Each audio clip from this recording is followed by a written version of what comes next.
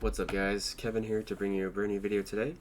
Today, for day 3 of Horror October, we are going to be talking about the next film that we watched, which was The Grudge. And now, I've been wanting to watch this film for quite some time. Not just from last year.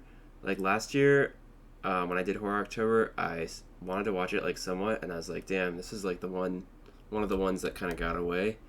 But then, also as a kid, I remember, seeing, my brother or brothers, watch it, and I didn't want to because I was, so young, when it was, out, and I just felt like it wasn't for me because I was, 10 years old when it was out, so it just, scared me too much to even, want to watch it, but now here I am. I finally decided to watch it after all these years, and it's a lot similar to The Ring, in a lot of ways, which is a movie I have seen before.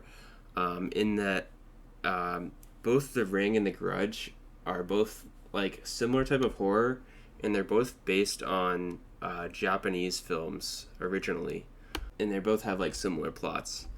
But this movie, The Grudge, is actually pretty good.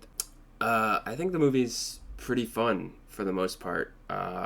It's interesting because this is one of the rare times where a horror movie has a pretty complicated plot that you have to think about a good amount to figure out. It follows a non-linear narrative, and it's not really confusing. You just kind of have to think about everything that's going on to kind of piece it all together, which is kind of cool, and I like the fact that that's a thing.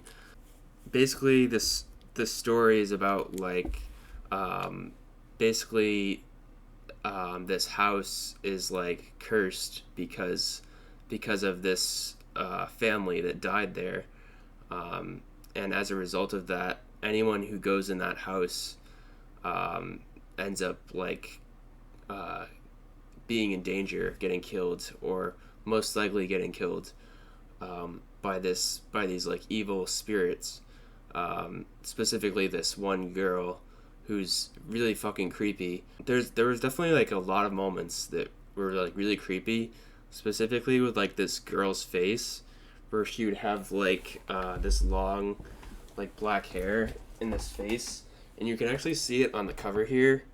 That's the scary image that you see a lot, is this, when she's in the hallway at one point, and under this girl's bed, and just different parts.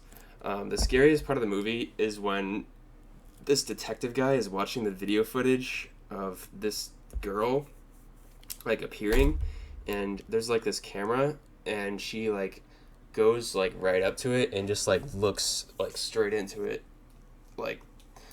Actually, that's pretty creepy, even though it's just, a girl looking into a camera. It's pretty damn creepy, I think. This movie definitely had some mixed reviews, and it has a 40% on Rotten Tomatoes, and I guess I could see why a little bit. It's not a perfect movie by any means. There's definitely a lot of moments where you're watching it and it tries to be scary, and you're just that's not really that scary, or they're trying to build up tension, and you're just meh. I don't even know. I'm just here for it. I guess that's kind of intense. It's specifically in the beginning, there was just not a whole lot of tension that I felt when it came to the whole movie in general. But I would say in the second half, when the people start dying, and they start having to investigate the deaths, that's when it gets really good. I'd say I liked it the most, with how it was almost a mystery that they were trying to solve on why these people were dying, because so many people had died as a result of this house, and this detective and this main character, played by Sarah Michelle Gellar, Karen, were trying to figure out, why all these people were disappearing and dying, and it was just like a fun like ride to take, like trying to figure out this whole mystery of like what was happening to these people in this house. And you know, you end up finding out that this girl liked this guy played by Bill Pullman, and as a result of that, her husband that she was already like married to ended up killing her and her son and her cat, and then the her ghost ended up hanging the husband as well. And as a result of that, the house basically became haunted, and this family that moved in killed them, and then this housekeeper who tried to help out also got killed, and then this replacement housekeeper, Karen, played by Sarah Michelle Gellar, also almost gets killed. So it's like this whole sequence, but as I'm explaining that, this is all like out of order, and that's what makes it interesting. Also, is that at the very beginning, we see Bill Pullman's character commit suicide, and I'm just like, okay, that's weird. Why did I just watch Bill Pullman commit suicide? And I almost thought like he wasn't gonna be in the movie like at all otherwise, and that would have been like really weird just to see Bill Pullman commit suicide and that's it. And I was like, that's kind of strange, but it was all in like connection to the fact that this girl wanted to be with him, but he ended up like going to the house when she was already dead, and he just committed suicide as a result of that. But it's all told in a very unique fashion as far as how this all happens, and for a lot of it, it is pretty scary, I will say. It's actually a pretty scary movie for a lot of it. There's definitely a lot of like creepy, weird moments. I think that like Sarah Michelle Gellar, like I didn't like her performance a whole lot in this, just because of like how she was trying to play like the scared character, and it just didn't feel that like good of a performance, honestly. But she was fine, I guess.